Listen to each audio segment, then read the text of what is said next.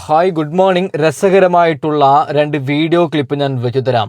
അതായത് വീണ്ടും വീണ്ടും പിണറായി വിജയൻ തോക്കുകയാണ്. ഇന്നലെ നിയമസഭയിൽ തോറ്റു പണ്ടാരടങ്ങുകയാണ് പിണറായി വിജയൻ. ഞാൻ അദ്ദേഹത്തിന് നല്ല പ്രായമായി, അദ്ദേഹത്തെ ഞാൻ പേഴ്സണലി ബഹുമാനിക്കുന്നു. എന്നാലും ഒരു കാര്യം പറയാം, ഇത്രയും പ്രായമായ ഒരാളെ, വലിയ നേതാവാണ് പിണറായി വിജയൻ, അല്ലാന്നൊന്നും ഞാൻ പറയുന്നില്ല. CPM-ൻ്റെ വലിയൊരു നേതാവാണ്, 10 വർഷത്തെ ഒരു മുഖ്യമന്ത്രിയുമാണ് ഈ പിണറായി വിജയൻ. നിലവിൽ അദ്ദേഹത്തിന് നല്ല വയസ്സായി. ഈ സമയത്ത് അദ്ദേഹത്തെ പ്രതിപക്ഷ നേതാവാക്കിയത് തെറ്റെന്നാണ് എൻ്റെ പേഴ്സണൽ അഭിപ്രായം. ഓക്കെ, ഇവിടെ അഭിപ്രായം പറയാൻ എല്ലാവർക്കും അധികാരമുണ്ടല്ലോ. അങ്ങേർക്ക് അതായത് സംസാരിക്കാൻ പറ്റാത്തൊരവസ്ഥയാണ്. ഇന്നലെ അങ്ങേര് ഈ പറയുന്ന പാർലമെൻറ്റിൽ തോക്കുന്ന ഒരു വീഡിയോ ക്ലിപ്പ് ഞാൻ വെച്ച് തരാം. അതിനു മുമ്പ് നമ്മുടെ രാഹുൽ മാങ്കൂട്ടത്തിൽ പാർട്ടിയിൽ ഇല്ലെന്നാണ് കുറേ പേര് പറയുന്നത്. പൊന്നുമനുഷ്യന്മാരെ, ഒരു കാര്യം പറയാം, നമ്മുടെ രാഹുൽ മാങ്കൂട്ടത്തിൽ ഇന്നലെയും കോൺഗ്രസിന് വേണ്ടി പോസ്റ്റ് ചെയ്ത പോസ്റ്റാണ് നിങ്ങൾ ഈ കാണുന്നത്. അതായത് രാഹുൽ മാങ്കൂട്ടത്തിനൊരു കേസുണ്ട്, ആ കേസ് നിയമ നടപടിയിലാണ്. കോടതി രാഹുൽ കുറ്റക്കാരനല്ല എന്ന് പറഞ്ഞ ഉടൻ തന്നെ രാഹുൽ മാങ്കൂട്ടത്തിൽ മാസ്സായിട്ടുള്ള ഒരു എൻട്രി കോൺഗ്രസിലേക്ക് വരികയും അടുത്ത ഇലക്ഷനിൽ നമ്മുടെ രാഹുൽ മാങ്കൂട്ടത്തിന് സീറ്റ് കിട്ടുകയും ചെയ്യും. ഇത് ഉറപ്പായിട്ടും 100% നടക്കാൻ പോകുന്ന ഒരു കാര്യമാണ്. ഓക്കെ, രാഹുലിനെ ഇഷ്ടപ്പെടുന്നവർ, രമേശ് പിഷാരടിയെ ഇഷ്ടപ്പെടുന്നവർ, നമ്മുടെ VD സതീശനെ ഇഷ്ടപ്പെടുന്നവർ ലൈക്ക് ചെയ്യണം, ഒന്ന് സബ്സ്ക്രൈബ് ചെയ്യണം. ഓക്കെ, ആദ്യം നമ്മുടെ രമേശ് പിഷാരടി പാർലമെന്റിനെ കുലുക്കുന്ന ഒരു വീഡിയോ ക്ലിപ്പ് നമുക്ക് കണ്ടിട്ട് തുടങ്ങാം. Okay, Ramesh Pisharody 8 minute. അനുഭവ സമ്പത്ത് കൊണ്ടും പരിചയം കൊണ്ടും എന്നേക്കാൾ മുതിർന്ന എല്ലാവർക്കും കക്ഷി രാഷ്ട്രീയ ഭേദമന്യേ എൻ്റെ ആദരവ് ഞാൻ ആദ്യം അറിയിക്കുന്നു. കേരളത്തിലെ ഉത്സവപ്പറമ്പുകളിലെയും പള്ളിപ്പറമ്പുകളിലെയും പിന്നീട് ലോകമെങ്ങാടും മലയാളികളുള്ള സ്ഥലങ്ങളിലെ എല്ലാ ഓഡിറ്റോറിയങ്ങളിലെയൊക്കെ മൈക്കുകളിലൂടെ സംസാരിച്ച എനിക്ക് ഇന്ന് ജനങ്ങളുടെ ശബ്ദമായി ഈ നിയമസഭയിലെ മൈക്കിലൂടെ സംസാരിക്കാൻ അവസരം തന്ന പാലക്കാടുള്ള ജനങ്ങൾക്ക്, ആ ജനങ്ങളുടെ ഇടയിലേക്ക് എന്നെ പറഞ്ഞുവിട്ട പാർട്ടിക്ക്, നേതൃത്വത്തിന്, മുന്നണിക്ക് എല്ലാവർക്കും നന്ദി പറയാൻ ഞാൻ ഈ അവസരം ഉപയോഗിക്കുകയാണ്. സാർ, നന്ദി. പണം കൊടുത്ത് വിജയിക്കാനാകില്ല എന്ന് അരിയാഹാരം കഴിക്കുന്ന പാലക്കാടുകാർ തെളിയിച്ച ഒരു വിജയമായിരുന്നു ഈ വിജയം. അരിയാഹാരം കഴിക്കുന്ന മലയാളി എന്ന പ്രയോഗം നമ്മൾ പലപ്പോഴും ഉപയോഗിക്കുന്നുണ്ടെങ്കിലും മലയാളിയെ ഇത്രയധികം അരി ഉൽപ്പാദിപ്പിക്കുന്ന സ്ഥലമായ പാലക്കാടുള്ള നെല്ല് കർഷകർ അനുഭവിക്കുന്ന പ്രശ്നങ്ങളെക്കുറിച്ച് എനിക്ക് മുമ്പ് ശ്രീ VT ബൽറാമും സുമേഷും ഒക്കെ സംസാരിച്ചതുകൊണ്ട് ഒരിക്കൽ കൂടി ആവർത്തിച്ച് ഞാൻ സമയത്തെ അപഹരിക്കുന്നില്ല. ഓക്കെ, ബാക്കി ഞാൻ വെച്ചു തരാം. അതിനു മുമ്പ് ഒരു കാര്യം പറയാം. ഇത് ശോഭാ സുരേന്ദ്രന് കൊടുത്ത മറുപടിയാണ്.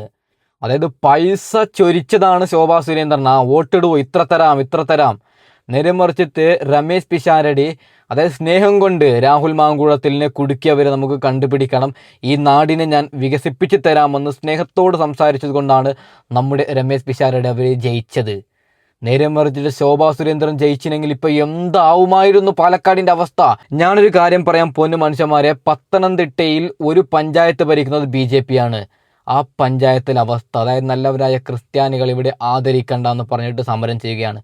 അതായത് ഞായറാഴ്ച ദിവസം ക്രിസ്ത്യാനികളുടെ നല്ലൊരു ദിവസമാണ്, പ്രാർത്ഥിക്കുന്ന ദിവസമാണ്. നല്ലവരായ ക്രിസ്ത്യാനികൾ പള്ളിക്ക് വരാൻ, പ്രാർത്ഥനയ്ക്ക് വരുമ്പോൾ അതിനെ തടയുകയാണ്. അവർക്ക് ഭരണം കിട്ടിയാൽ എന്താവും എൻ്റെ പൊന്നു മനുഷ്യന്മാരെ? ഓക്കെ, പിഷാരടി പറയുന്ന ബാക്കിയും കൂടി കേട്ട് നോക്കാം. എങ്കിലും ഈ ബജറ്റിൽ സാറേ, ഈ നെല്ല് കർഷകരുടെ പ്രശ്നങ്ങൾക്ക് ഒരു സീസണൽ പ്രശ്നമല്ലാതെ ഒരു ശാശ്വത പരിഹാരം കാണുമെന്നൊരു വാക്കുണ്ടായിരുന്നു എന്നത് പാലക്കാടുള്ള ആളുകളെല്ലാം ഏറെ പ്രതീക്ഷയോടെയാണ് കാണുന്നത്. അത് വലിയ സന്തോഷം. ഒപ്പം കലാമേഖലയിൽ നിന്നും വന്ന ഒരാളെന്ന നിലയിൽ ചലച്ചിത്ര മേഖലയ്ക്ക് വ്യവസായ സ്ഥാനം, ടൂറിസത്തിനും ചലച്ചിത്രത്തിന് നൽകിയ വ്യവസായിക സ്ഥാനം വ്യവസായമായി പ്രഖ്യാപിച്ചതും അതിന് തന്ന ഒരുപാട് കാര്യങ്ങൾ ഞാൻ ഈ സമയം നന്ദി പറയാൻ കൂടി ആഗ്രഹിക്കുകയാണ്. ഒപ്പം എൻ്റെ ഗുരുനാഥൻ കൂടിയായ സലീമേട്ടന് 1 കോടി രൂപയുടെ ഒരു സ്മാരകം പണിയും എന്ന് പറഞ്ഞു. പക്ഷെ പലർക്കും സാമൂഹ്യ മാധ്യമങ്ങളിൽ പെട്ടെന്ന് ഈ സ്മാരകം എന്നുള്ള വാക്ക് കേൾക്കുമ്പോൾ പ്രതിമ എന്നുള്ള രീതിയിലാണ് ഓർമ്മ വരുന്നത്. അതുകൊണ്ട് ഇതിന്റെ ആവശ്യകത എന്തെന്ന് പലരും ചോദിക്കുന്നുണ്ട്. അത് ജനോപകാരപ്രദമായ എന്തെങ്കിലും ഒരു കാര്യമായിരിക്കുമെന്നുള്ളത് നമുക്ക് വൈകാതെ തന്നെ പ്രഖ്യാപിക്കാൻ കഴിഞ്ഞാൽ സാമൂഹ്യ മാധ്യമങ്ങളിലെ ഈ തെറ്റിദ്ധാരണ നമുക്ക് മാറ്റാൻ കഴിയും. ജനങ്ങൾ നമുക്ക് തരുന്നത് അധികാരമല്ല, ഉത്തരവാദിത്വമാണെന്നുള്ള വലിയ ബോധ്യം നമുക്ക് ഓരോരുത്തർക്കുമുണ്ട്. കാരണം ആ ഉത്തരവാദിത്വം പലതിനെയും ചെറുക്കുന്നതിനാണ്. ഈ വർഗീയത എന്ന് പറയുന്ന വാക്ക്, ഇപ്പോൾ വർഗീയതയെ ചെറുക്കാൻ വേണ്ടി നമ്മൾ നിൽക്കുന്നു പറയുമ്പോഴും ഈ വർഗീയത എന്ന് പറയുന്ന വാക്ക് പലപ്പോഴും മതവുമായി മാത്രം ബന്ധപ്പെട്ട് നിൽക്കുന്ന ഒരു വാക്കല്ല. അതിന് രാഷ്ട്രീയ വർഗീയത എന്ന് പറയുന്ന ഒരു സ്ഥലം അല്ലെങ്കിൽ ഒരു വർഗത്തെ സംബന്ധിക്കുന്ന വാക്കാണ്. ഏതെങ്കിലും ഒരു രാഷ്ട്രീയ പാർട്ടിയാണെങ്കിലും അത് മറ്റെല്ലാവരും എതിർക്കപ്പെടേണ്ടതാണെന്നും മറ്റെല്ലാം ഇല്ലായ്മ ചെയ്യപ്പെടേണ്ടതാണെന്നും മറ്റാരും ശരിയല്ലെന്നും നമ്മൾ മാത്രമാണ് ശരിയെന്ന് വിശ്വസിക്കുന്നതും ഒരു വർഗീയത തന്നെയാണ്. ഞാനിപ്പോൾ പറഞ്ഞില്ലെങ്കിലും പിന്നീട് അവർ തന്നെ കണ്ടെത്തിയ ഇത്തവണത്തെ, ഞാൻ തന്നെ ആദ്യം കണ്ടപ്പോൾ അയ്യോ ഇത് കൊള്ളൂലല്ലോ എന്ന് വിചാരിച്ചതായിരുന്നു ഈ LDF അല്ലാതെ മറ്റാരുണ്ട് എന്ന് പറയുന്ന ഇവരുടെ ഒരു ക്യാപ്ഷൻ എന്ന് പറയുന്നത്. മറ്റാരെയും ഉൾക്കൊള്ളുക എന്ന് പറയുന്നത് അത്ര എളുപ്പമല്ല ഇവരെ സംബന്ധിച്ചിടത്തോളം. ഞാൻ തന്നെ പാലക്കാട് ജില്ലയിൽ നടന്ന ഒരു പൊതുപരിപാടിയിൽ എൻ്റെ എതിർ സ്ഥാനാർത്ഥിയെ കണ്ടപ്പോൾ അദ്ദേഹത്തെ കെട്ടിപ്പിടിച്ചു. ഒരു UDF-കാരൻ എന്നോട് നിങ്ങൾ എന്തിനാ എതിർ സ്ഥാനാർത്ഥിയെ കെട്ടിപ്പിടിച്ചെന്ന് ചോദിച്ചില്ല, തെരഞ്ഞെടുപ്പിന് ശേഷമാണ്. ഞാൻ അതിന്റെ കമന്റ് ബോക്സ് നോക്കിയപ്പോഴും എന്തിനാണ് ഞങ്ങളുടെ സ്ഥാനാർത്ഥിയെ കെട്ടിപ്പിടിച്ചെന്ന് ചോദിച്ചു. പിന്നെ എന്നെ ചീത്ത വിളിച്ചുകൊണ്ടിരിക്കുകയാണ് ഒരു പ്രദേശം മുഴുവൻ. ഞാൻ ഇതെന്താ ഇവരെങ്ങനെ വിളിക്കുന്നതെന്നൊക്കെ ആലോചിച്ചപ്പോഴാണ് അറിഞ്ഞത് നമ്മുടെ പ്രിയപ്പെട്ട ജനീഷിന് ചോറ് കൊടുത്തതിന്റെ പേരിൽ ഒരാളെ പാർട്ടിയിൽ നിന്ന് പുറത്താക്കിയിട്ടുണ്ടായിരുന്നു എന്നുള്ളത്. അപ്പൊ ഇപ്പോഴും ഇൻക്ലൂസീവായി ചിന്തിക്കുക എന്ന് പറയുന്നത് ഇവർക്ക് സാധിക്കുന്നില്ല. എന്താണെന്ന് എനിക്കറിയില്ല. ഈ പറഞ്ഞത് 100% ശരിയാണ്. അതായത് ഞാനും കണ്ടിട്ടുണ്ട് ആ ഒരു കമൻറ്റ്. അതായത് ഇപ്പോൾ ഒരു എക്സാമ്പിൾ പറയാം, ഇപ്പോൾ ഒരു കോൺഗ്രസ് നേതാവ് CPM നേതാവിനെ കൈ കൊടുത്താൽ കോൺഗ്രസ്സുകാർക്ക് അത് പ്രശ്നമില്ല, CPMകാർക്ക് വലിയ പ്രശ്നമാണ്. ആ ഒരു ചിന്ത നിങ്ങൾ മാറ്റണം. മനുഷ്യനെ മനുഷ്യനായിട്ട് കാണാൻ പഠിക്കണം. രാഷ്ട്രീയം വേറെയാണ്. അതായത് രാഷ്ട്രീയപരമായിട്ട് നിങ്ങൾക്ക് എന്തൊക്കെയോ പറയാനുണ്ടാവും, അതിൽ ഞങ്ങളൊന്നും പറയുന്നില്ല, ഇത് രാഷ്ട്രീയമാണ്. പക്ഷേ അത് കഴിഞ്ഞാൽ നിങ്ങൾ മനുഷ്യന്മാരാണ്. ആ ഒരു ഇത് വേണമെന്നാണ് നമ്മുടെ പിഷാരടി പറയുന്നത്. ഓക്കെ, ബാക്കി കേട്ട് നോക്കാം. ഇൻക്ലൂസീവായി ചിന്തിക്കാൻ ഇന്ത്യയെ പഠിപ്പിച്ച ഒരു പാർട്ടിയുടെ പ്രതിനിധിയായി നിൽക്കാൻ കഴിയുന്നു എന്ന് പറയുന്നത് എൻ്റെ ഏറ്റവും വലിയ ഭാഗ്യമായി ഞാൻ കരുതുന്നു. കാരണം പലരും ചോദിച്ചു എന്തുകൊണ്ടാണ് കോൺഗ്രസ് എന്ന് പറയുന്ന ഒരു പാർട്ടിയിലേക്ക് വരുന്നത് എന്ന്. കാരണം ഇന്ത്യക്ക് സ്വാതന്ത്ര്യം കിട്ടുന്നത് 200 കൊല്ലത്തെ ബ്രിട്ടീഷിന്റെ ഭരണം കഴിഞ്ഞിട്ടാണ്. സ്വാതന്ത്ര്യം കിട്ടുന്ന സമയത്ത് ഇന്ത്യയുടെ വിദ്യാഭ്യാസത്തിന്റെ ശതമാനം 12%. ലിറ്ററസി 12%. മനുഷ്യന്റെ ശരാശരി ആയുസ്, ഇന്ത്യക്കാരന്റെ ആയുസ് 35 വയസ്സാണ്. കമ്മ്യൂണിക്കേഷൻ യാതൊരുവിധ മാർഗങ്ങളുമില്ല. റേഡിയോ പോലും ഒരു ഗ്രാമങ്ങളിലില്ല. ഭാഷയില്ല, വിദ്യാഭ്യാസമില്ല. മലേറിയയും കോളറയും പോലെയുള്ള വലിയ വലിയ അസുഖങ്ങൾ പിടിച്ചിരിക്കുന്നു. ആ സമയത്ത് ഇന്ത്യയുടെ ഏറ്റവും പ്രാധാന്യം അറിയിക്കുന്ന ലക്ഷ്യം റോഡുകളോ പാലങ്ങളോ ഒന്നും ആയിരുന്നില്ല. ഇന്ത്യ അത്ര വാഹനങ്ങളുമില്ല. ഇന്ത്യ നിവർത്തി നിർത്തുക, നേരെ നിൽക്കുക, നട്ടൽ നിവർത്തി നിൽക്കാൻ പഠിപ്പിക്കുക എന്നുള്ളായിരുന്നു. അങ്ങനെ ഒരു ഉദ്യമം ഏറ്റെടുത്ത് 19 വർഷം കൊണ്ട് ഇന്ത്യയെ ഹരിത വിപ്ലവത്തിലൂടെയും വ്യവസായിക വിപ്ലവത്തിലൂടെയും പഞ്ചവത്സര പദ്ധതികളിലൂടെയും നിവർത്തിയ ഒരു പ്രസ്ഥാനം. അങ്ങനെ നിൽക്കാൻ പഠിച്ചപ്പോഴാണ് BJP അധികാരത്തിലെത്തുന്നത്. BJPക്ക് അധികാരത്തിലെത്തുമ്പോൾ കയ്യിൽ മൊബൈൽ ഫോണുമായിട്ടുള്ള ഇന്ത്യക്കാരെയാണ് കിട്ടിയിട്ടുള്ളത്. 200 വർഷം ബ്രിട്ടീഷ് ഭരിച്ച ഇന്ത്യ കോൺഗ്രസിനും 54 വർഷം കോൺഗ്രസ് ഭരിച്ച ഇന്ത്യ BJPക്കും കിട്ടിയതുകൊണ്ടാണ് ഇപ്പൊ ഈ 10 കൊല്ലത്തിന് മുമ്പ് എന്താണ് ഇവർ ഉണ്ടാക്കിയതെന്നുള്ള ഒരു ചോദ്യം എപ്പോഴും കാണാൻ സാധിക്കുന്നത്. ഈ രാഷ്ട്രീയത്തിൽ അങ്ങനെ പുതിയ ചരിത്ര നിർമ്മാണങ്ങളിലൂടെ അപഖ്യാതി പറഞ്ഞു വരുത്തുന്നതിലൂടെ കോൺഗ്രസ് എന്ന് പറയുന്ന UDF എന്ന് പറയുന്ന ഈ ഒരു പ്രസ്ഥാനം പാർശ്വവൽക്കരിക്കപ്പെടുന്നു എന്ന് തോന്നുമ്പോൾ പാർശ്വവൽക്കരിക്കപ്പെടുന്നവരോടൊപ്പം നിൽക്കുന്നതാണ് ഏറ്റവും നല്ല രാഷ്ട്രീയമെന്ന ബോധ്യമുള്ള എനിക്ക് ഒരു പൗരനെന്ന നിലയിൽ എൻ്റെ പൗരബോധത്തിന്റെ ഭാഗമായി ഈ പ്രസ്ഥാനത്തോടൊപ്പം ചേർന്ന് നിൽക്കുക എന്നത് ഏറ്റവും അനിവാര്യമായ കാര്യമായിരുന്നു എന്ന് ഞാൻ മനസ്സിലാക്കുന്നു. അങ്ങനെ ഏറ്റവും അനിവാര്യമായ ഒരു പൗരന്റെ കടമ ചെയ്തുകൊണ്ടാണ് ഇത്തവണ കേരളത്തിലെ ഓരോ ജനങ്ങളും നമ്മുടെ പാർട്ടിയെ പാർശ്വവൽക്കരിക്കപ്പെടുന്ന നമ്മളോടൊപ്പം ചേർന്ന് എന്നതും നമ്മളിന്ന് മുഖ്യധാരയിലേക്ക് ഏറ്റവും സജീവമായി തിരിച്ചു വന്നിട്ടുള്ളതും അവരോടും നന്ദി പറയാൻ ഈ അവസരം ഉപയോഗിക്കുന്നു. ബഡ്ജറ്റിനെ കുറിച്ച് ഉള്ള അവലോകനമാണ്. ബഡ്ജറ്റിനെ കുറിച്ച് ഇനിയും നമ്മുടെ തന്നെ പാർട്ടി അല്ലെങ്കിൽ നമ്മുടെ തന്നെ ബഡ്ജറ്റാണ്. അതിനെക്കുറിച്ച് ഇനിയും ഞാൻ ഒരുപാട് ഇവിടെ നിന്ന് പ്രസംഗിക്കുക എന്ന് പറയുന്നത് ഒരു നല്ല കാര്യമല്ല. വേണമെങ്കിൽ ഇന്ന് ഈ ബജറ്റ് ലോകമെങ്കും വിളങ്ങിയിടാൻ ധനകാര്യമന്ത്രി തന്നെ എന്ന് പറയുന്ന ഒരു പാട്ടിനൊക്കെ സ്കോപ്പുണ്ട്. പക്ഷെ നമ്മളത് ചെയ്യുന്നില്ല. ഏറ്റവും കാര്യമായി തിങ്ക് ടാങ്ക്, ജെൻസി പോലെയുള്ള ഒരുപാട് വാക്കുകൾ, മുൻപ് ബജറ്റുകളിൽ കേട്ടിട്ടില്ലാത്ത വാക്കുകൾ കേട്ട ഒരു ബജറ്റാകുക കൊണ്ട് തന്നെ ഇത് കാലത്തിനൊപ്പം നിൽക്കുകയും കാലത്തിന് മുന്നേ സഞ്ചരിക്കുകയും ഒക്കെ ചെയ്യുന്ന ഒരു ബജറ്റാണ്. ഈ ബജറ്റിനെ ഞാനും ഏറ്റവും ഹൃദയപൂർവ്വം സ്വീകരിക്കുന്നു. ഓക്കെ, രമേശ് പിഷാരടി പറഞ്ഞതിൽ എന്തൊരു ക്ലിയർ ആണ്. അതായത് ഈ പറയുന്ന നരേന്ദ്രമോദി ഭരിക്കുമ്പോൾ ഓരോ ഇന്ത്യക്കാരുടെ കയ്യിൽ മൊബൈൽ ഫോൺ ഉണ്ട്, എല്ലാ സംവിധാനമുണ്ട്, വാഹനമുണ്ട്, റെയിൽവേ ഉണ്ട്, എയർപോർട്ട് ഉണ്ട്, എല്ലാമുള്ള ഒരു ഇന്ത്യയാണ് നരേന്ദ്രമോദി കിട്ടിയത്. നേരെ മറിച്ചിട്ട് നെഹ്റുവിൻ്റെ നേതൃത്വത്തിൽ അന്ന് ഇന്ത്യക്ക് സ്വാതന്ത്ര്യം കിട്ടുന്ന സമയത്ത് ഇന്ത്യ എന്നൊരു പേര് മാത്രമായിരുന്നു അന്ന് ഇന്ത്യക്കുണ്ടായിരുന്നു, മണ്ണും പേരും. അവിടെ നിന്നാണ് വളർത്തിയെടുത്തത് ഇന്ത്യയെ ഒരു ഇന്ത്യയാക്കിയത്, വലിയൊരു ക്രിക്കറ്ററാക്കിയത്. അതായത് ക്രിക്കറ്റ് കളിക്കുന്ന ഏറ്റവും വലിയ രാജ്യമാക്കിയത് കോൺഗ്രസ് ആണ്. ഉള്ളതുപോലെ നമ്മൾ പറയണം. ഓക്കെ, ഇത്രയും നല്ല വാഹനങ്ങൾ, മൊബൈൽ ഫോണുകൾ, ഈ കാര്യങ്ങളൊക്കെ കൊണ്ടുവന്നത് കോൺഗ്രസ് ആണ്. നേരെ മറിച്ചിട്ട് BJPക്ക് കിട്ടിയാൽ ഇവ പറയുന്നില്ലേ, കിടന്നുറങ്ങുമ്പോൾ നല്ലൊരു ബെഡിലേക്ക് നൂക്കുന്നത് പോലത്തെ ഒരു സംഗതിയാണ് ഈ പറയുന്ന BJP കിട്ടിയത്. എന്തെങ്കിലും ഒരു റിസ്ക് ഉണ്ടോ BJP സർക്കാരിന്? വർഗീയത പറയുന്നതല്ലാതെ, അതായത് പള്ളി പൊളിക്കണം, അമ്പലം പണിയണം, അതുമാത്രമല്ലേ ചിന്തിക്കുന്നത്. ഒരു കാര്യം കൂടി പറഞ്ഞിട്ട് ബാക്കി വിഷയത്തിലേക്ക് കിടക്കാം പൊന്നു മനുഷ്യന്മാരെ. ചൈന നിങ്ങളൊന്ന് നോക്ക്, വികസിച്ചിട്ട് എവിടേക്കെത്തി ചൈന. ഇന്ത്യ, അതായത് കോൺഗ്രസ് BJPക്ക് കൊടുക്കുമ്പോൾ എങ്ങനെയാണോ ഇന്ത്യ, അതേ ഇന്ത്യയല്ലേ ഇപ്പോൾ നിലവിലുള്ളത്. അപ്പോൾ കോൺഗ്രസ് ആയിരുന്നു ഇന്ത്യയെ ഇനിയും ഭരിക്കുന്നതെങ്കിൽ ഇപ്പോൾ ചൈനയെപ്പോലെ ഇന്ത്യ എവിടേക്കോ എത്തുമായിരുന്നു. ഇപ്പോൾ FIFA വേൾഡ് കപ്പ് നടക്കുകയാണ്. ഒരു കാര്യം പറയാം, നമ്മുടെ രാജ്യമില്ല, ഇത്രയും വലിയ ശക്തിയായിട്ടുള്ള നമ്മുടെ രാജ്യം, നമ്മളെക്കാൾ പിഞ്ചോമന രാജ്യങ്ങൾ എത്രയോ FIFA വേൾഡ് കപ്പ് കളിക്കുന്നുണ്ട്. നമ്മുടെ രാജ്യം എന്തുകൊണ്ടാണ് ഫുട്ബോൾ കളിക്കാൻ പോകാത്തത്? അതായത് നമ്മുടെ രാജ്യത്തിന് ഫണ്ട് ഇറക്കുന്നില്ല, ഈ പറയുന്ന ഫുട്ബോൾ കളിക്കാർക്ക് ഫണ്ട് ഇറക്കുന്നില്ല, നാട്ടിൽ കഴിവുള്ളവരെ സെലക്ട് ചെയ്യുന്നില്ല. ഇതാണ് പ്രശ്നം. അപ്പോൾ ഇനിയും നമ്മുടെ കോൺഗ്രസിൻ്റെ കയ്യിൽ തന്നെ ഇന്ത്യ എത്തിയാലേ നമ്മുടെ ഇന്ത്യ രക്ഷപ്പെടും. അത് ജസ്റ്റ് ഒന്ന് ഓർമ്മിപ്പിച്ചതാണ് പൊന്നു മനുഷ്യന്മാരെ. ഓക്കെ, നമുക്ക് പിണറായി വിജയൻ്റെ വിഷയത്തിലേക്ക് കടക്കാം. ആദ്യം തന്നെ ഒരു കാര്യം പറയാം, ആരും പിണറായി വിജയനെ തെറി വിളിച്ചിട്ട് കമൻറ്റ് ഇടണ്ട. കാരണം നല്ല വയസ്സായ ഒരു മനുഷ്യനാണ്. അദ്ദേഹത്തിന് ഞാൻ പേഴ്സണലി റെസ്പെക്റ്റ് കൊടുത്തിട്ടാണ് ഈ വീഡിയോ റിയാക്ട് ചെയ്യുന്നത്. അദ്ദേഹത്തിൻ്റെ തെറ്റ് നമുക്ക് എന്തായാലും ചൂണ്ടിക്കാണിക്കണം. ഓക്കെ, അദ്ദേഹം പറയുന്നത് ആദ്യം കേട്ടു നോക്കാം. ഇന്ന് PM ശ്രീ പദ്ധതി നടപ്പാക്കുന്നതിനെതിരെയുള്ള ഒരു പ്രക്ഷോഭം കേരളത്തിലെ AIYF-ഉം AISF-ഉം യുവജന വിദ്യാർത്ഥി സംഘടനകൾ സംയുക്തമായി ഇവിടെ നടത്തിയിരുന്നു. നിയമസഭാ മാർച്ച്. ആ മാർച്ചിനെ പോലീസ് നേരിട്ടത് അവർ ജലപീരങ്കി ഉപയോഗിച്ചുകൊണ്ടാണ്. ജലപീരങ്കി സാധാരണ നമ്മുടെ സമരങ്ങളിൽ ഉപയോഗിക്കാറുണ്ടല്ലോ. പക്ഷേ വളരെ വിചിത്രമായ ഒരു സംഭവം ഉണ്ടായത്, രാവിലെ നമ്മൾ ആരോഗ്യ പ്രശ്നങ്ങളാണല്ലോ ചർച്ച ചെയ്തത്. ഈ വെള്ളമാണ് ഈ ചീറ്റിയത്. ഇത് തീർത്തും കലക്ക വെള്ളമാണ്.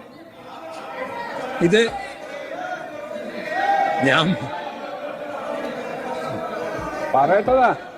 നമ്മുടെ പുതിയ ആൾക്കാർക്ക് അറിയില്ല, ഞാൻ പറയേണ്ടത് ഞാൻ പറഞ്ഞു തീർക്കുമല്ലോ. ഞാൻ പറയട്ടെ, നിങ്ങളെന്തിനാ വേവലാതിപ്പെടുന്നു? മറുപടി പറയേണ്ടവരവിടെ ഇരിക്കുന്നില്ലേ, അവർ പറഞ്ഞോളൂല്ലോ. ഇത് കലക്ക വെള്ളമാണ്, ഏതോ തോട്ടിൽ നിന്നെടുത്ത വെള്ളമായിരിക്കും. ഇവിടെ സാർ രാവിലെ നമ്മൾ അതിഗുരുതരമായ ആരോഗ്യ പ്രശ്നങ്ങളാണ് ചർച്ച ചെയ്തത്. ഇത് അമീബിക് മസ്തിഷ്ക ജ്വരമടക്കം ഉണ്ടാക്കാൻ പറ്റുന്ന തരത്തിലുള്ള വെള്ളമായിരിക്കും. അത്തരത്തിലുള്ള ഒരു വെള്ളം ഉപയോഗിക്കേണ്ട ആവശ്യം എന്താണ്? സാധാരണ വെള്ളം തന്നെ ഉപയോഗിക്കാമല്ലോ. ഇതാണ് പ്രശ്നം. ജലപീരങ്കി ഉപയോഗിച്ചോ എന്നത് സാധാരണ നടക്കുന്ന കാര്യമായിരിക്കും. പക്ഷേ വെള്ളം ഈ തരത്തിൽ ഉപയോഗിക്കാമോ? അതാണ് പ്രശ്നം. അത് ഗൗരവമായി ഗവൺമെൻറ് കാണേണ്ട ഒരു പ്രശ്നമാണ്. എന്താണ് ആഭ്യന്തരമന്ത്രിക്ക് അതിൽ പറയാനുള്ളത് എന്ന് അറിയുന്നത് നല്ലതാണ്. ഓക്കെ, നമ്മുടെ രമേശ് ചെന്നിത്തല ഇതിന് ഉത്തരം കൊടുക്കുന്നുണ്ട്. അതിനു മുമ്പ് മിസ്റ്റർ പിണറായി വിജയനോട് ഒരു കാര്യം പറയുകയാണ്. സഖാവേ, അതായത് റോഡ് സൈഡിലൂടെ CPM-ൻ്റെ ഫ്ലാഗ് പിടിച്ചിട്ട് ചിലർ സമരം ചെയ്യുകയാണ്. നമ്മുടെ രാജ്യത്തിന്, അതായത് ഈ പറയുന്ന കേരളത്തിൽ സമാധാനം വേണ്ട. അവിടെ സമരം ചെയ്യുമ്പോൾ എത്രയോ ഹോസ്പിറ്റലിലേക്ക് പോകുന്ന സാധാരണക്കാർ അവിടെ ബ്ലോക്ക് ആവുകയാണ്. ആ ഒരു സമയത്ത് പോലീസിന് വേറെ വഴിയില്ലാതെയാണ് ഈ പറയുന്ന വെള്ളം ഈ സമരം ചെയ്യുന്നവരുടെ മുകളിലേക്ക് പോലീസ് ഇടുന്നത്. പക്ഷെ ഒരു കാര്യം പറയാം പൊന്നു മനുഷ്യന്മാരെ, അത് കലക്ക് വെള്ളം എന്നാണ് ഈ പറയുന്ന സഖാവ് പറഞ്ഞത്. അല്ല, മറ്റേ മിനറൽ വാട്ടർ, ബിസ്ലേരി, നല്ലൊരു ബോട്ടിലില്ലേ, ഈ ബോട്ടിലിന് വെള്ളം ഒഴിക്കണം ഇങ്ങനെ ചെയ്യുന്നവർക്ക്. എന്തൊന്നാണ് നോക്കിയാൽ നമ്മുടെ രമേശ് ചെന്നിത്തല അതിന് മറുപടി കൊടുക്കുന്നുണ്ട്. നമുക്കത് കേട്ടു നോക്കാം. ബഹുമാനപ്പെട്ട ആഭ്യന്തര മുഖ്യമന്ത്രി സാർ, ഇന്ന് രാവിലെ സെക്രട്ടേറിയറ്റിലേക്ക് AIYF-ൻ്റെയും AISF-ൻ്റെയും പ്രവർത്തകർ നടത്തിയ ഒരു സമരത്തെ തുടർന്നാണ് അവിടെ ജലപീരങ്കി പ്രയോഗിക്കേണ്ടി വന്നത്. കേരളത്തിൽ ആദ്യമായിട്ടല്ല ജലപീരങ്കി പ്രയോഗിക്കുന്നതെന്ന് മുൻ മുഖ്യമന്ത്രിക്ക് അറിയാവുന്ന കാര്യമാണ്. ബാരിക്കേഡിൻ്റെ പുറത്തേക്ക് ആളുകൾ കയറുമ്പോൾ സ്വാഭാവികമായി പോലീസ് ജലപീരങ്കി പ്രയോഗിക്കാറുണ്ട്. ജലപീരങ്കിക്കുള്ള വെള്ളമെടുക്കുന്നത് കേരള വാട്ടർ അതോറിറ്റിയിൽ നിന്നാണ്. അങ്ങേക്ക് അറിയാവുന്ന കാര്യമാണ്. വാട്ടർ അതോറിറ്റിയിലെ വെള്ളമാണ് പോലീസ് ആ ടാങ്കറിൽ നിറയ്ക്കുന്നത്. ആ വെള്ളം ചീറ്റിച്ച് കഴിഞ്ഞപ്പോഴാണ് അങ്ങ് ഈ പറഞ്ഞതുപോലൊരു സംഭവം ഉണ്ടാകും. ഒന്നിൽ പഴയ കാലത്ത് ഈ ടാങ്കറിൽ ഉണ്ടായിരുന്ന അഴുക്കാണോ എന്നറിയില്ല. ഏതായാലും ഈ വെള്ളം കണ്ടാമിനേറ്റഡ് ആണെന്ന് അങ്ങ് പറഞ്ഞതിന് ശരിയാണ്. അപ്പം ഞാനത് പരിശോധിക്കാൻ വേണ്ടി കമ്മീഷണർ പോലീസിനോട് ആവശ്യപ്പെട്ടിട്ടുണ്ട്. ആ വെള്ളം ലബോറട്ടറിയിലേക്ക് അയച്ചിരിക്കുകയാണ്. ഒരു കാരണവശാലും ഗവൺമെന്റിന് അങ്ങനെ ഒരു ചിന്തയില്ല. വാട്ടർ അതോറിറ്റിയിലെ വെള്ളം ഉപയോഗിച്ചുകൊണ്ടാണ് വാട്ടർ ക്യാനെ നിറച്ചിട്ടാണ് ജലപീരങ്കി പ്രയോഗിക്കാറുള്ളത്. എല്ലാ കാലഘട്ടവും അങ്ങനെ തന്നെയാണ്, അല്ലാണ്ട് വേറെ എങ്ങനെയൊന്നും എടുക്കില്ല. എന്താണ് ഈ വെള്ളത്തിൽ സംഭവിച്ചതെന്നുള്ളത് പരിശോധിച്ചിട്ട് ഞാൻ ഈ സഭയ്ക്ക് റിപ്പോർട്ട് ചെയ്യാം. ഓക്കെ, അടുത്ത വീഡിയോ ക്ലിപ്പ് വെക്കാം. അതിനു മുമ്പ് ഒരു കാര്യം പറയാം. ജനങ്ങളുടെ പ്രശ്നമാണ് അവിടെ പരിഹരിക്കേണ്ടത്, അവിടെ പറയേണ്ടത്, അല്ലാതെ വെള്ളത്തിൻ്റെ. അതായത് ഈ പറയുന്ന ഇത് മനുഷ്യന്മാർക്ക് കുടിക്കാൻ കൊടുത്ത വെള്ളമൊന്നുമല്ലല്ലോ, അതായത് ഫുഡിന് ഇടാൻ കൊടുത്ത വെള്ളമൊന്നുമല്ല. പ്രശ്നമുണ്ടാക്കുന്നവർ ഒന്ന് മാറി നിൽക്കടാ എന്ന് പറയുമ്പോൾ കേൾക്കാത്തപ്പോൾ ആ വെള്ളം അടിച്ചിട്ട് അവർ അങ്ങനെ ആ ഒരു സംഭവമാണ്. അതിന് ഇത്ര വലിയ പ്രശ്നമാക്കണോ? ഓക്കെ, നമുക്ക് എന്തായാലും ബാക്കി കേട്ട് നോക്കാം. ഓക്കെ, വേണ്ട, പ്രതിപക്ഷ നേതാവ് ഉന്നയിച്ചല്ലോ, അദ്ദേഹത്തെ പ്രതിപക്ഷ നേതാവ് ഉന്നയിച്ചു, ആഭ്യന്തര വകുപ്പ് മന്ത്രി മറുപടി പറഞ്ഞു. ഇനി അതൊരു ചർച്ചയാക്കണ്ട. ബഹുമാനപ്പെട്ട പ്രതിപക്ഷ നേതാവ് നേരിട്ട് അനുഭവസ്ഥനാണ് ശ്രീ രാജൻ. അദ്ദേഹത്തിന് ഒരു മിനിറ്റ് അനുവദിക്കുന്ന നല്ലതായിരിക്കും. അനുവദിക്കുന്നില്ല, അതൊരു ചർച്ച. പ്രതിപക്ഷ നേതാവ് നമ്മളതൊരു ചർച്ചയാക്കാനായിട്ട് അജണ്ടയിൽ ഇല്ലാത്തൊരു ഐറ്റമാണ്. സർപ്രൈസ് ആയിട്ടൊരു സിറ്റുവേഷൻ ഉണ്ടായതിനെ കുറിച്ച് പ്രതിപക്ഷ നേതാവ് സഭയിൽ പറഞ്ഞിട്ടുള്ള കാര്യമാണ്. നമുക്കതിനെക്കുറിച്ച് പരിശോധിക്കാം. കേക്കോ, അങ്ങ് വളരെ സീനിയർ ആയിട്ടുള്ള ആളല്ലേ, അങ്ങ് ഒരു മിനിറ്റ് ഒന്ന് റെസ്യൂം ചെയ്യൂ. അങ്ങ് ഒരു മിനിറ്റ് ഇരിക്കും, ഞാൻ അത് പറഞ്ഞതിന് ശേഷം അങ്ങേക്ക് തർക്കമുണ്ട് പറയാം. ബഹുമാനപ്പെട്ട പ്രതിപക്ഷ നേതാവ് ഉന്നയിച്ചു, അത് ഗൗരവത്തോടു കൂടി എടുക്കും എന്ന് ഗവൺമെന്റിന് വേണ്ടി ആഭ്യന്തര വകുപ്പ് മന്ത്രി ഇവിടെ പറഞ്ഞു. ഇതിന്റെ വാലിഡിറ്റിയെ കുറിച്ചും അതിന്റെ കണ്ടാമിനേഷനെ കുറിച്ചുമാണ് പ്രധാനപ്പെട്ട ചർച്ച വന്നത്. അത് ലാബ് ടെസ്റ്റിന് വേണ്ടി കൊടുക്കും എന്നാണ് ഇവിടെ ഗവൺമെന്റ് തന്നെ അറിയിച്ചിട്ടുള്ളത്. ആ ലാബ് ടെസ്റ്റ് വന്നതിന് ശേഷം അത് കണ്ടാമിനേറ്റഡ് ആണ് എന്ന് വരികിൽ ഫർദർ ആയിട്ടുള്ള നടപടിയിലേക്ക് നമുക്ക് അപ്പോൾ കടക്കാം. ഇപ്പോ ദയവായിട്ട് ഇത് റിസ്യൂം ചെയ്യണമെന്ന് അഭ്യർത്ഥിക്കുകയാണ്.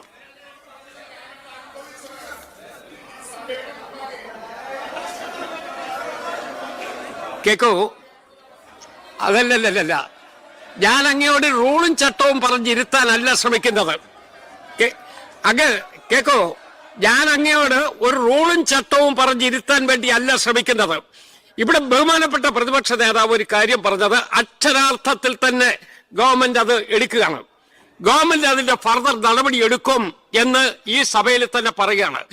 അതിന്റെ ലാബ് ടെസ്റ്റ് വന്ന് കഴിയുമ്പോൾ ആ ലാബ് ടെസ്റ്റിന്റെ റിസൾട്ട് എന്ത് എന്നതിനെ കുറിച്ച് ഇവിടെ അറിയിക്കും. അതിന് ശേഷം എന്ത് നടപടി വേണം എന്ന് നമുക്ക് അപ്പോൾ ആലോചിക്കുകയും ചെയ്യാം. ഇനി അങ്ങേക്ക് എന്താ ഒരു സെന്റൻസ് കൊണ്ട് നിർത്തും, ഒരു ബാധ്യത ഉണ്ടാകുമെന്ന് ഞാൻ കരുതി. ഈ സഭ നടക്കുമ്പോ ഒരു സാമാജികന് നേരെ അങ്ങനെയൊന്നും ഉണ്ടായാൽ എന്റെ അഭിപ്രായം ഒന്ന് കേൾക്കാൻ അങ്ങ് അവസരം തരുമെന്ന് ഞാൻ പ്രതീക്ഷിച്ചു. അത്രേ ഉള്ളൂ. ഒരു ജനാധിപത്യമാണ് സാർ, ഒരു ജനാധിപത്യമാണ്. AIVF AISF ഇന്ന് സംഘടിപ്പിച്ച നിയമസഭാ മാർച്ചിൽ 2 തവണ ജലപീരങ്കി പ്രയോഗിച്ചതിന് ശേഷമാണ് സാർ അതിന്റെ ഉദ്ഘാടകൻ എന്ന നിലയിൽ ഞാൻ അവിടെ എത്തുന്നത്. ഞാൻ അവിടെയുള്ള പോലീസുകാരോട് അവരെല്ലാം പിന്നെ ഏതെല്ലാം വിധത്തിൽ കാര്യങ്ങൾ സംസാരിച്ചാണ് ഞാൻ അവിടെ ചെല്ലുന്നത്. സാർ, ഞാൻ നേരത്തെ പറഞ്ഞതുപോലെ, ബഹുമാനപ്പെട്ട പ്രതിപക്ഷ നേതാവ് പറഞ്ഞതുപോലെ, ഞാൻ ഉദ്ഘാടനം കഴിഞ്ഞ് ഞാൻ അവിടെ നിൽക്കുമ്പോഴാണ് 3ാമത്തെ തവണ ജലപീരങ്കി പ്രയോഗിക്കുന്നത്. ജലപീരങ്കി വന്നുകൊണ്ടൊന്നും പേടിക്കാനില്ല സാർ. ജലപീരങ്കി പ്രയോഗിക്കാം, ടിയർ ഗ്യാസ് പ്രയോഗിക്കാം, സ്മോക്ക് പമ്പ് പ്രയോഗിക്കാം, വെടിവെക്കാം. അതൊന്നും പേടിക്കുന്നവരല്ല സാർ ഞങ്ങള്. പക്ഷേ ഈ വിധത്തിൽ ഒരു കലക്കുവെള്ളം അടിക്കുമ്പോ പെൺകുട്ടികൾ ഉൾപ്പെടെ അവിടെ നിന്നവരുടെ ചുരിദാർ ഉൾപ്പെടെ കളർ മാറി അവരുടെ മുഖത്തും വായിലും ഈ വെള്ളമാണ് പോയത് സാർ. എന്ത് പ്രതിരോധ പ്രവർത്തനം! അല്ല, ജനങ്ങൾക്ക് വേണ്ടിയിട്ടുള്ള സമരമൊന്നും അല്ലല്ലോ അവർ ചെയ്തത്. അപ്പോൾ ഞാൻ പറഞ്ഞു വരുന്നത്, അതായത് നല്ല വെള്ളം അടിക്കണ്ടെന്നൊന്നും പറയുന്നില്ല. പക്ഷേ ഇതിപ്പോൾ മഴക്കാലല്ലേ, പിന്നെ നമ്മുടെ രമേശ് ചെന്നിത്തല പറഞ്ഞു അത് തെറ്റുണ്ടെങ്കിൽ ഞാൻ തിരുത്താം, അതായത് ടെസ്റ്റിന് കൊടുക്കാമെന്നൊക്കെ പറഞ്ഞ് ഇവന്മാർ വെറുതെ എന്തെങ്കിലും ഒരു പ്രശ്നം കിട്ടാൻ വേണ്ടി ആക്കുന്നതായിട്ടാണ് എനിക്ക് പേഴ്സണലി തോന്നുന്നത്.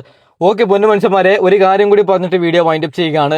നമ്മുടെ രാഹുൽ മാങ്കൂടത്തിൽ മാസ്സായിട്ട് തിരിച്ചു വരട്ടെ. കാരണം ആ സഭയിൽ ഒരു കുറവ് ഞാൻ കാണുന്നുണ്ട്. നിങ്ങൾ കാണുന്നുണ്ടോ എന്ന് എനിക്കറിയത്തില്ല, കാണുന്നവരുണ്ടോ എന്ന് കമൻറ്റ് ചെയ്യണേ. കാരണം ആ സഭയിൽ രാഹുലും കൂടി ഉണ്ടായിരുന്നെങ്കിലേ ആ സഭ നല്ലൊരു സഭ ആയിട്ട് എനിക്ക് പേഴ്സണലി തോന്നുമായിരുന്നു. ഇപ്പോൾ നല്ല സഭയാണ്, പക്ഷേ രാഹുൽ ഉണ്ടായിരുന്നെങ്കിൽ എന്തായിരിക്കും അവിടുത്തെ ഒരു അവസ്ഥ അല്ലേ? ഓക്കെ, കുറേ പ്രേക്ഷകർ പറയുന്നത് ഇനി എന്താവും, CPM ഒരു തിരിച്ചുവരവുണ്ടാവോ എന്നല്ലെങ്കിൽ BJP ആയിരിക്കുമോ ഇതിനടുത്ത പ്രതിപക്ഷം. ഒരു കാര്യം പറയാം, എന്തായാലും 10 വർഷം ഇവിടെ UDF ഭരിക്കും, അതിൽ തർക്കമില്ല. കാരണം UDF സർക്കാർ വന്നതിൽ ഒരു കാര്യം കൂടി പറഞ്ഞിട്ട് ആ വിഷയത്തിലേക്ക് അടക്കാം. അതായത് നമ്മൾ പഠിക്കുന്ന സമയത്ത് മുമ്പൊക്കെ 5 വർഷം UDF ഭരിച്ചാൽ 5 വർഷം CPM, 5 വർഷം UDF CPM അങ്ങനെയായിരുന്നു മുമ്പോട്ട് പോയത്. എന്നാൽ അത് നേരെ തിരിയുകയാണ്. കാലം പോകും പോലെ ഒരു മാറ്റം വരും എന്നല്ലേ പറയുന്നത്. ഇനി നമ്മൾ കാണുന്നത് 10 വർഷമാണ്. ഇപ്പോൾ 10 വർഷം CPM ഭരിച്ചു, ഇനി 10 വർഷം UDF ഭരിക്കും, അതിൽ തർക്കമില്ല. പക്ഷേ ഇനി നോക്കാനുള്ളത് അടുത്തത് ഈ BJP വളരുമോ അല്ലെങ്കിൽ CPM തന്നെ ഇനി അധികാരത്തിൽ വരുമോ എന്നാണ്. ഒരു ഉദാഹരണം പറയാം. അതായത് 10 വർഷം കഴിഞ്ഞിട്ടും ഈ പറയുന്ന UDF ഇങ്ങനെ തന്നെയാണ്, നല്ല ഭരണമാണ് കാഴ്ച വെക്കുന്നതെങ്കിൽ ഒന്നും പറയാൻ സാധിക്കത്തില്ല. ഒരു പക്ഷേ ഒരു 10-15 വർഷമൊക്കെ UDF ഭരിക്കും. പക്ഷെ അങ്ങനെ ഭരിക്കാതിരിക്കുന്നതാണ് നല്ലത്. കാരണം തുടർച്ചയായിട്ട് ഒരേ ഒരു പാർട്ടി ഭരിക്കുമ്പോൾ ആ പാർട്ടി എന്നേക്കുമായിട്ട് ഇപ്പോൾ ഈ കേന്ദ്രത്തിൽ നോക്കൂ, 55 വർഷം UDF ഭരിച്ചു, എന്തായി അവസാനം ആ കോൺഗ്രസ് എന്ന പ്രസ്താവന ഇല്ലാതെ. അതുകൊണ്ട് ഞാൻ പറയുന്നത് ഒരു 5 വർഷം അങ്ങനെയാണ് നമുക്ക് വേണ്ടത്. 5 വർഷം UDF ഭരിച്ചാൽ 5 വർഷം CPM ഭരിക്കുന്ന ആ ഒരു രീതി വന്നാൽ, അതായത് ആ ഒരു രീതി വന്നാൽ ഇവിടെ തട്ടിപ്പും കാര്യങ്ങളൊന്നും നടക്കത്തില്ല. ഇപ്പോൾ ഒരു എക്സാമ്പിൾ പറയുമ്പോൾ CPM വിചാരിച്ചത് അവർക്ക് തന്നെയാണ് ഭരണമെന്നാണ് അവർ പേഴ്സണലി വിചാരിച്ചത്. അതുകൊണ്ടാണ് ശബരിമലയിൽ സ്വർണം കെട്ടത്. കാരണം പോലീസൊക്കെ ഞങ്ങളാണ്, ഇനി ഒരിക്കലും UDF അധികാരത്തിൽ വരത്തില്ലായിരുന്നു എന്നാണ് അവർ വിചാരിച്ചത്. പക്ഷേ അങ്ങനെ വരാതിരിക്കാൻ വേണ്ടിയിട്ടാണ് ഞാൻ പറയുന്നത് മിനിമം 10 വർഷം ഭരണം മാറിക്കൊണ്ട് വരുന്നതാണ് നമുക്ക് നല്ലത്. ഓക്കെ അപ്പോൾ തൽക്കാലം വൈൻഡപ്പ് ചെയ്യുകയാണ്. അടുത്ത വീഡിയോയുമായി ഉടൻ വരാം. Okay bye.